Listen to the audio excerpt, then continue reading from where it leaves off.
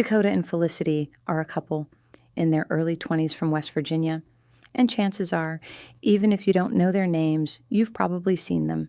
Maybe it was a clip of Dakota acting strangely in public. Maybe it was a chaotic mall video. Maybe it was a comment section filled with people asking the same question over and over again. What is going on here?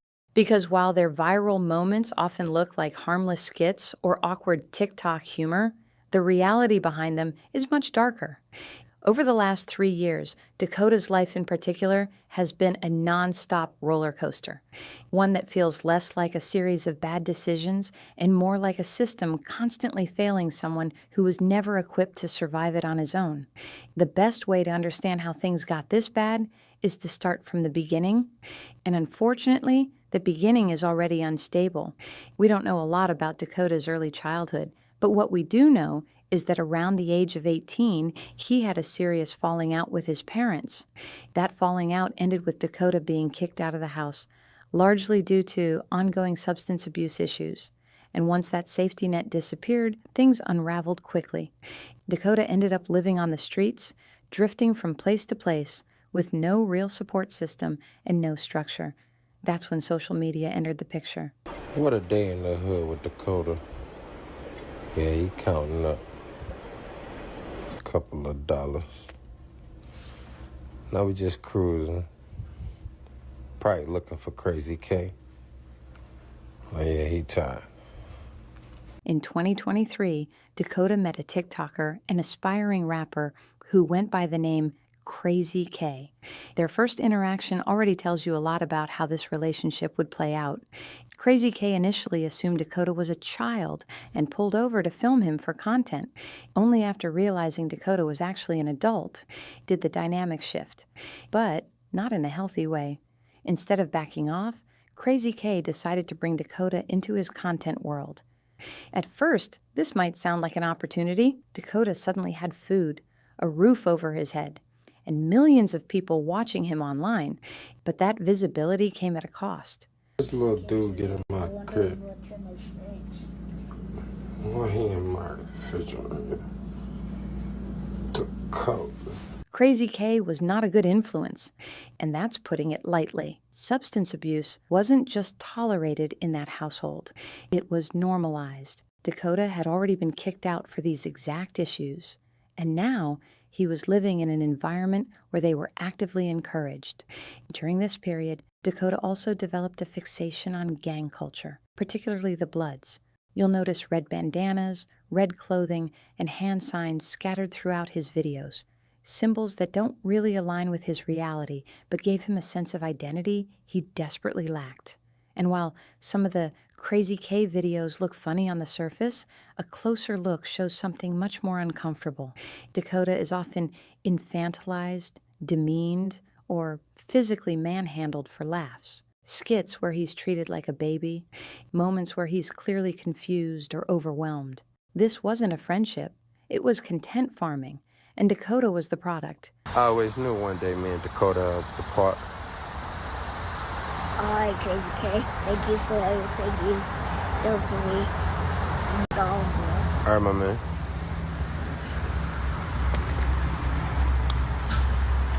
Behind the scenes, his condition was getting worse.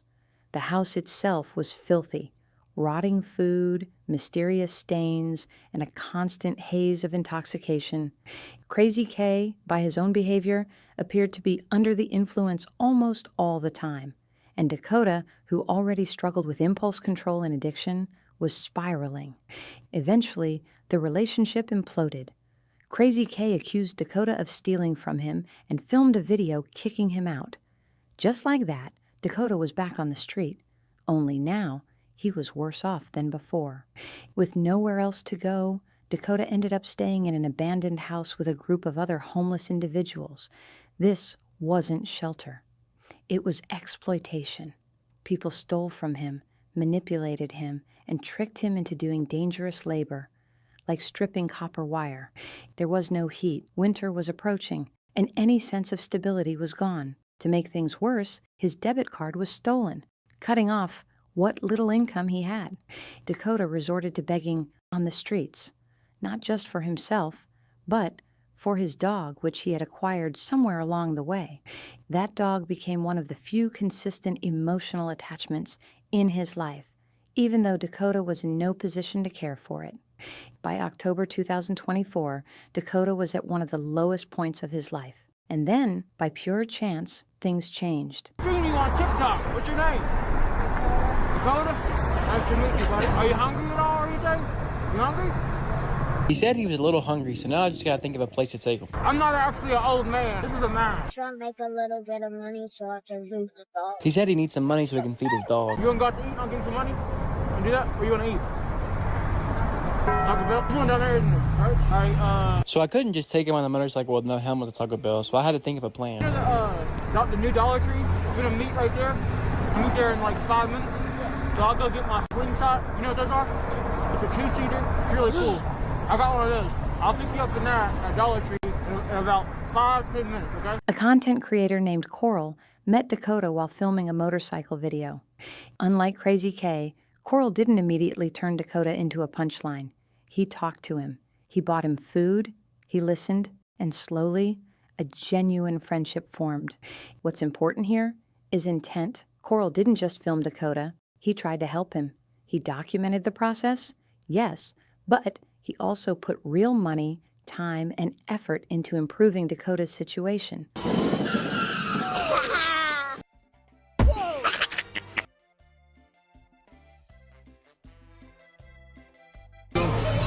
Are you eating the butter, Dakota?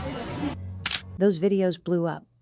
Millions of views, massive engagement, and for the first time, the internet wasn't just laughing at Dakota, it was rooting for him. Coral helped Dakota with food, money, phones, glasses, things Dakota constantly lost or broke. Damage. Explain what happened. My dog.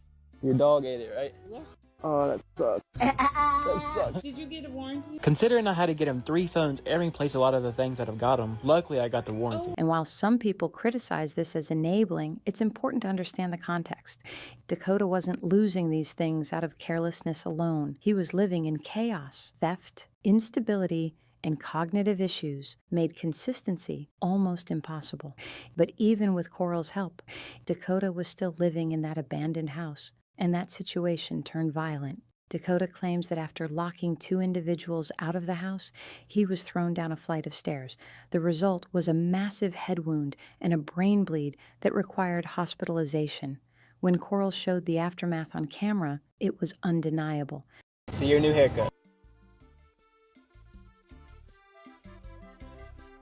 Yes. Let me see the scar. Wow. It looks a lot better than what it did, though. Yeah. For the people that don't know what happened, you want to explain? Summarize what happened. Basically, I had a brain bleed and And how did you get a brain bleed? there was 2 people they named Chew and Tay. They threw me down and said, Dakota had been seriously injured.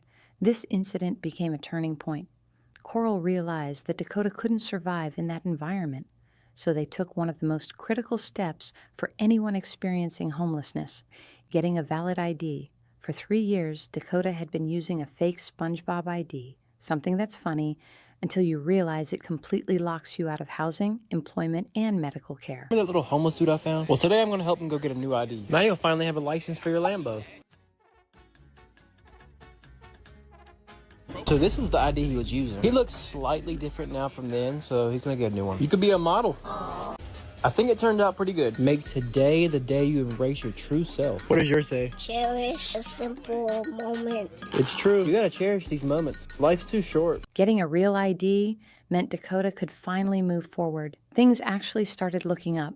Dakota had new phones, new glasses, and the possibility of an apartment. Coral even paid for a motel stay to get him out of the abandoned house temporarily, though even that came with setbacks, like losing the deposit due to smoking in the room. Still, progress was happening. And then Felicity entered the picture. In April 2025, on Dakota's last day at the motel, Felicity approached him, asked to pet his dog, and then asked him to be her boyfriend. Dakota was homeless. I got him a hotel for a week and he found a girlfriend. So the next day I got him a haircut because he has a big date. I even let him pick out some flowers for her. So y'all met yesterday morning and you're already in love? Wow. So do you think it was love at first sight? Yeah.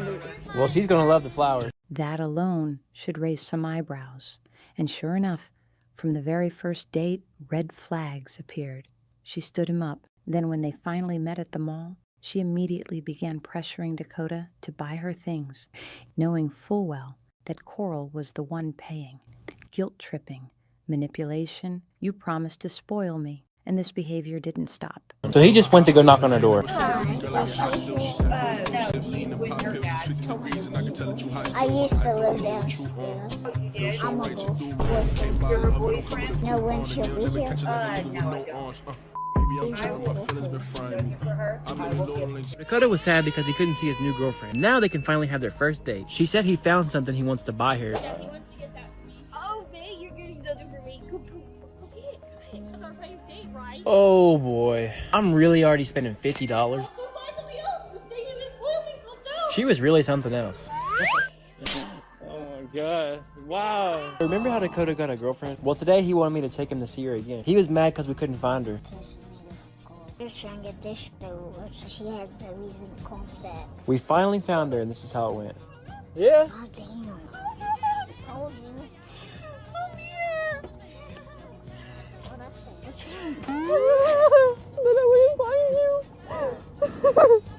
You're fine. Send me the wrong address. Come on, then. Come on. I'm not walking without you. He's my man, so come here, little stinker. Let's go. So I let him say hi for a minute before he came back to the car. I love you. I'll see you tomorrow. Felicity openly bragged about having over a dozen ex-boyfriends, many of whom she still talked to regularly. She was loud, confrontational, and often rude in public. He's making the spaghetti we got from the store. But while he was making it, his girlfriend got a call from her ex. She on the phone with her ex-boyfriend. And y'all should have heard what she was saying. Being with two guys. We told him what she was saying and this happened. What happened?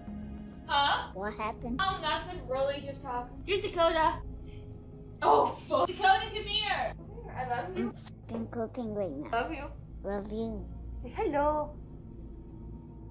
Why is she talking to her ex? Very odd.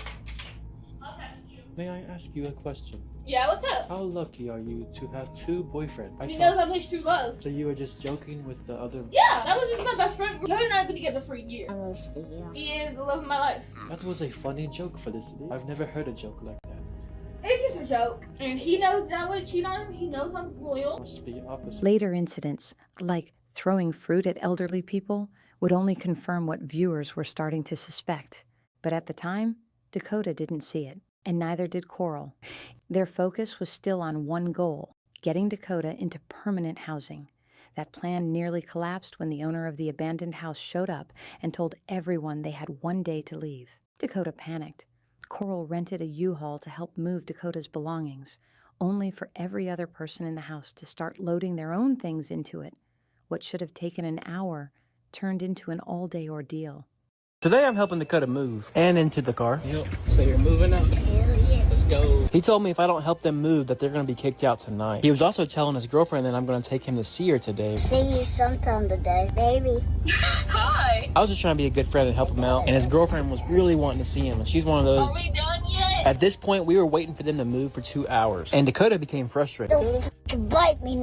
Don't do that, Dakota. She's just trying to play. And then to make it worse, he starts playing this. I'm not gonna lie, Dakota. I didn't think my day could get any worse, so I heard that song. This one. That song is garbage. After nearly 4 hours of waiting for them to move, we finally got all the stuff to the next house. I guess they took my advice about getting into the back. So after another couple hours, this is what I get in return. See you, Dakota. Dakota grew frustrated. Felicity demanded attention. Tensions rose. And eventually, Coral reached a hard realization, one he'd been avoiding for months.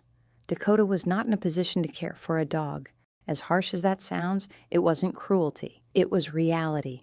Dakota could barely care for himself, and the cycle of dependency, chaos, and manipulation was repeating once again, just with different people involved. And that's where this story really lands. Not as a comedy, not as a viral joke, but as a case study in how vulnerable people get passed around from parents to the streets to influencers to relationships, without ever getting the long-term support they actually need. Because this isn't just about Dakota and Felicity. It's about what happens when survival becomes content. No, and content replaces responsibility. I want to post this so everybody sees how much you've accomplished. So show them your apartment. Give us a tour. I'm sure they can see it. Well, you gotta point it out. You gotta be the tour guide. You got your shoes on that rack that we got you, and you got your shirts hanging up too, your hoodies and stuff. That's good. It's a lot better than what it was, right? You just had them on the floor, right? That's crazy. The Lambo, you can just plug it in and drive right out. Go in the elevator. Kitchen table. Kitchen table looks good. How about those up there? Hot Wheels. He has Hot Wheels all around his room. That's cool. You got a random Toyota hat. You got this cool TV. We shot him my Lambo. Knocked on the door, they gave it to him. Well, that's cool. That's nice. You got your bed with Snorlax. Oh yeah, more Hot Wheels. The dog's name was Socks, and unfortunately, Dakota was not always kind to him. You can see it clearly during the move-out video. Socks is just trying to play, jumping around, excited, probably stressed himself after living in an abandoned house full of chaos, and Dakota completely snaps. He yells at him, freaks out, and takes his frustration out on an animal that clearly doesn't understand what's going on. And honestly, that moment is hard to watch. Not because Dakota is some irredeemable villain, but because it shows just how overwhelmed he is. Socks didn't just live in that house. Socks survived in it. God only knows what that dog witnessed. Fights, drugs, screaming, instability. Animals absorb that stress just like people do. So, while it's uncomfortable to say the best possible outcome happened here, Coral convinced Dakota to rehome Socks. And I genuinely believe that was the right decision. If you're calling your dog the N-word because it's trying to play with you, or honestly at all, then you're probably not in the headspace to care for a living creature that depends on you. And before anyone says, well, maybe he's just a cat person. No, not that either. Some people just aren't in a place to care for anything except themselves. And that's okay to admit. After Socks was rehomed, Dakota's situation didn't really improve. He and the same group of homeless people simply moved from one abandoned house to another. New building, same problems. And as far as anyone knows, the same individuals, including Chu and I, may still have been around. It was still April. It was still cold. And Dakota was still vulnerable. But for the first time in years, there was actual progress happening behind the scenes. With Coral's help, Dakota finally secured an apartment. And this should have been the turning point. The problem was, the group he had been staying with didn't want to let him go. Several of Dakota's belongings, clothing, Hot Wheels cars, personal items, mysteriously went missing. The explanation given was concern, that they worried about him, that they didn't think he could live alone. But let's be honest, they saw Dakota as an easy mark, someone easily manipulated, someone they could guilt, extort, and control. And if Dakota left, that resource disappeared. I went over to Dakota's apartment and learned some terrible news. And he was messing with his in that chair. Seriously? Yes, and I caught his bitch ass. You see, Dakota has a problem. He keeps letting this guy come over to his apartment and do horrific things. How'd he get in here? He walked in here. So what were you doing when he was here? So after they told me what happened, I had a big talk with both of them to try to figure out what was going on. They told me that this Jimmy guy has been sneaking into their apartment every night and making himself comfortable. A few weeks ago, I got him a Ring doorbell to help with stuff like this, but he said the guy stole it off of his door. After a lot of pressure, Coral managed to convince them to give back some of Dakota's belongings. Not all, just enough to keep things from escalating. And finally, Dakota moved in. Watching that apartment tour is honestly one of the most satisfying moments in the entire story. Not because the apartment is fancy, it's not, but because it represents something Dakota has never had. Stability, a bed, organized clothes, a kitchen table, Hot Wheels lined up like trophies, a Snorlax on the bed. Small things, sure, but these are the things that give structure to a life that's been nothing but chaos. I want to post this so everybody sees how much you've accomplished. So show them your apartment. Give us a tour. I'm sure they can see it. Well, you gotta point it out. You gotta be the tour guide. You got your shoes on that rack that we got you, and you got your shirts hanging up too, your hoodies and stuff. That's good. It's a lot better than what it was, right? You just had them on the floor, right? That's crazy. The Lambo, you can just plug it in and drive right out. Go in the elevator. Kitchen table. Kitchen table looks good. What about those up there? Hot Wheels. He has Hot Wheels all around his room. That's cool. You got a random Toyota hat. You got this cool TV. I shot him my Lambo. Knocked on the door, they gave it to me. Well, that's cool. That's nice. You got your bed with Snorlax. Oh yeah, more Hot Wheels. Moments like this, getting an ID, getting housing, are foundational. They don't fix everything, but they give someone a chance. And for a brief moment, it really felt like Dakota was on the right path. Unfortunately, that moment didn't last. One of the leaders from the homeless group somehow convinced Dakota to let him stay in the new apartment. And I don't think that's a coincidence. I think this was always the plan. Let Dakota leave, but keep control over him. Coral doesn't go into extreme detail here, but after threatening to involve the police, the guy eventually left. Coral warned Dakota repeatedly, do not let people move in. They will steal. They will use you. They will not leave easily. And sadly, that lesson didn't stick. For a short while, though, things were calm. It was May 2025. Dakota and Coral were filming like normal. Dakota was doing things he'd never experienced before, eating hibachi, celebrating milestones, living like an actual person instead of a survival statistic.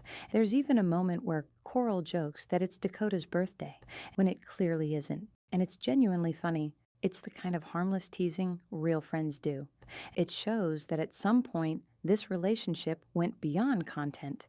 Dakota had an ID, a phone, access to his money, a place to live. He was closer than he'd ever been to turning his life around. Whoa! Happy birthday to you. Happy birthday to Dakota. Happy birthday. That was just dear Pete. It's okay.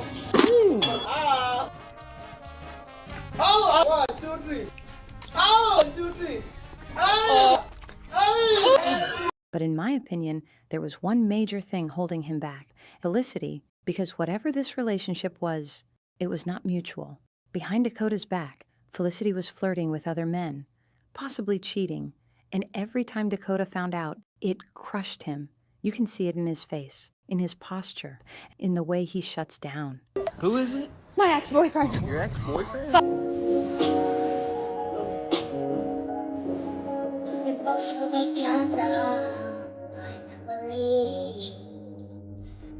The more you look at it, the more it won't help anything. Your friend? He waited till we got back. So she was here? Take a shower, yes. With him alone? They broke up repeatedly, and each time Dakota would write her letters, now known online as the infamous breakup letters. And reading them is honestly heartbreaking. They're not coherent, they're not well written, but they are painfully honest. Dakota constantly blames himself. He apologizes for things that don't seem to be his fault. He insists he never cheated. He talks about giving her 3 to 6 chances. What's clear to me is that Felicity's infidelity is the core issue, but it's always framed as Dakota's failure to communicate, to open up, to be enough. Felicity, I'm sorry we couldn't be together, but I'm the problem. If I could have helped you, and then you might not be together. Felicity, I wish we could still, to the point of you were lazy and ate all day. It reminds me of a kind of emotional extortion, where someone denies wrongdoing and flips the blame so aggressively that the other person starts apologizing just to keep the peace. And that manipulation escalates, because the next thing Felicity convinces Dakota to do is shave his head and his eyebrows. Now, this might sound silly compared to everything else, but it's not. Appearance control is a real thing, and whether intentional or not, this strips Dakota of dignity and autonomy. She joins in, plays it off as a joke, a trend, a fashion statement, but Dakota is clearly uncomfortable. Dakota shaved his head bald, and he and his girlfriend both shaved off their eyebrows. What the heck? Why did you do that? What are you doing? I did it myself. What made you do that? What the heck? I got sick of it. You didn't even tell me about that. What the heck? Nuh-uh. I sent you a picture. I didn't get it. You did it. No. This isn't the first time Dakota's been bald, but the first time he had to shave his head bald for a surgery. It's good though. Looks better. Missed a couple spots right here though. I bet it feels better too. Hell yeah. When it gets hot. I think I did good. For my first time cutting. What made you do that?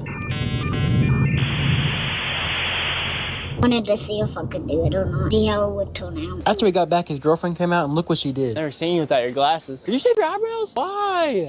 What are y'all doing? Why did you shave your eyebrows? Because you couldn't see them anymore. He shaves his head, so I matched him. When we got back to the apartment, I told him he's gonna look like a lollipop that fell on the floor if we don't fix up the spots he missed. So he sat down and we fixed him up. He walks into the apartment and sees someone he barely recognizes. And while he tries to joke about it, you're going to look like a lollipop that fell on the floor. There's a clear sense of concern underneath the humor. This isn't about hair. It's about how easily Dakota can be influenced, pressured, talked into things that don't benefit him. And that's the real tragedy of this story. Because Dakota isn't stupid. He isn't evil. He isn't hopeless. But he is vulnerable. And as long as the people around him see that vulnerability as something to exploit, whether for content, housing, money, or emotional control, he's going to keep repeating the same cycle. New house, same chaos. And sadly, this is far from the end.